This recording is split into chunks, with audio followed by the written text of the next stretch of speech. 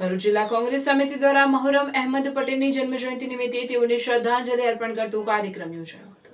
ભરૂચ કોંગ્રેસના દિગ્ગજ નેતા અને રાજ્યસભાના સાંસદ રહી ચૂકેલા મહોરમ અહેમદ પટેલની જન્મજયંતિ નિમિત્તે ભરૂચ જિલ્લા કોંગ્રેસ સમિતિ દ્વારા આજે કાર્યાલય ખાતે પુષ્પાંજલિ અર્પણ કરવાનો કાર્યક્રમ યોજાયો હતો।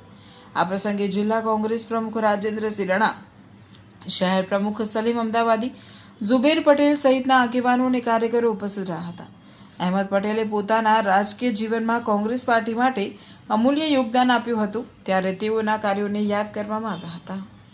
રાષ્ટ્રીય નેતા અહેમદભાઈ પટેલ સાહેબના જે જન્મ જયંતિ છે તેમને આ તબક્કે કોટી કોટી વંદન કરીએ છીએ, શ્રદ્ધાંજલિ પાઠવીએ છીએ।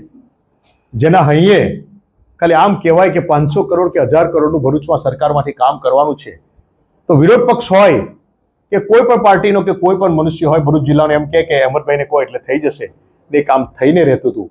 એ દિવસો આજે યાદ કરવાના દિવસો છે, એમને કરેલા કાર્યોને યાદ કરવાનો દિવસ છે અને સપનું જોવે ભરૂચના યુવાનો અને એને સફળ બનાવવાનું ધ્યેય અહેમદભાઈ પૂરું પાડતા હતા, એવા અહેમદભાઈ પટેલ સાહેબને દિલથી આજે એમની જન્મ જયંતિ નિમિત્તે કોટી કોટી વંદન કરીએ છીએ।